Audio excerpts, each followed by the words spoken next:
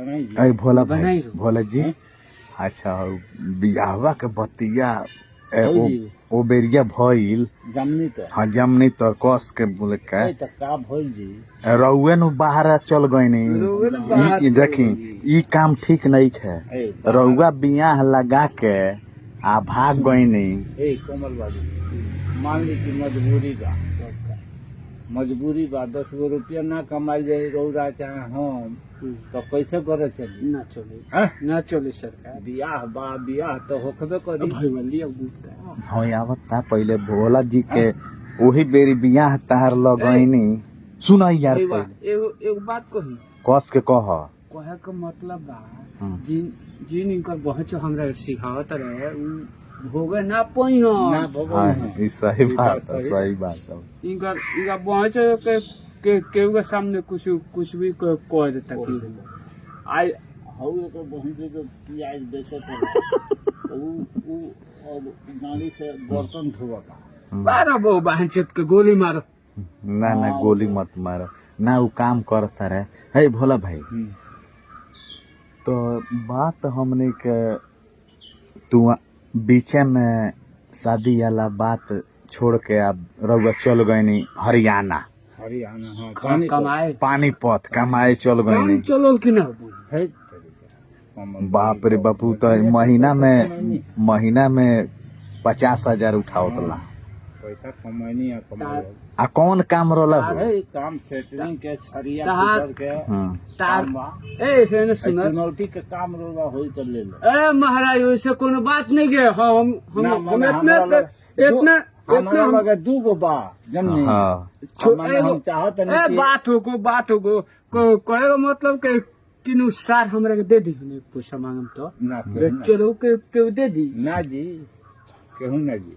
ए भोला जी, तो बियाहवा के का हुई?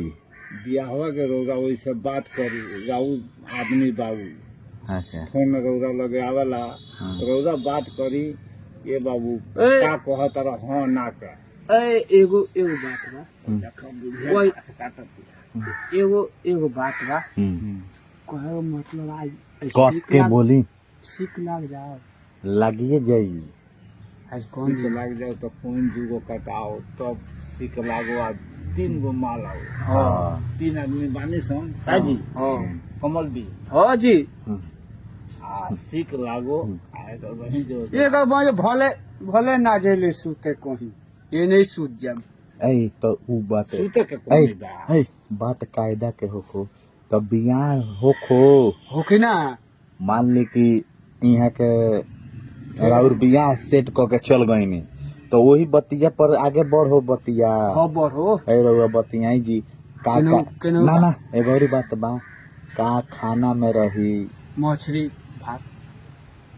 हाँ मछली बा शुद्ध बढ़िया खाना बताओ तनी कमल बाबू। हाँ शुद्ध खाना बढ़िया बा ए भईवा ए हाँ?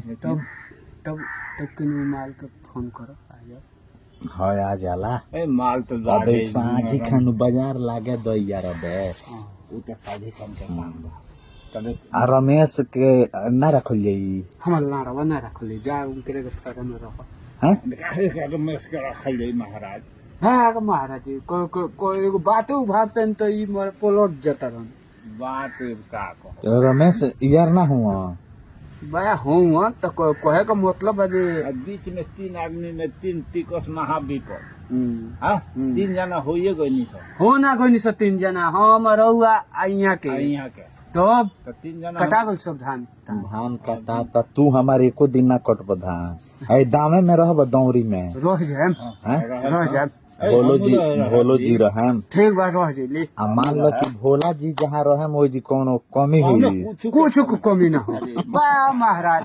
अरे रौदा के हमनी के लाइन बाजार के झंडा के दिन में पानी से इंतजार कर ले लाइन बाजार के लेकिन झंडा यहाँ के फुर्सत ना रहे रउआ मैंने का करी रहुआ जाए के रहे मोटरसाइकिल पर आ एगो झंडा देख के आवने से 407 पर चली जाओ अब हम तो कहनी अब हटाइए सरकार, अब हमारा से ना चल। वो अंडा बाप ये तो तलले रहे जी। हाँ बड़ी इतना एक बिजोड़ बे- तलले रहे कि ए है ने सुनो, एक बे बाबू साहब के यहाँ गहनी सो हाँ, डेढ़ हाँ। गो माल कोटो। हाँ अब पी के फूल रहनी। अब बड़का भाई कहता है कि पियला बा मत कुछ कहियो से नहीं करे नहीं तो बवाल कर दी। पियला में ना तो हैं? बाबू पियला में ए, कमल बाबू से सुने ना। सुने एगो बात कहत नहीं, हमरा कहे के मतलब बा कि हम हमरा से तो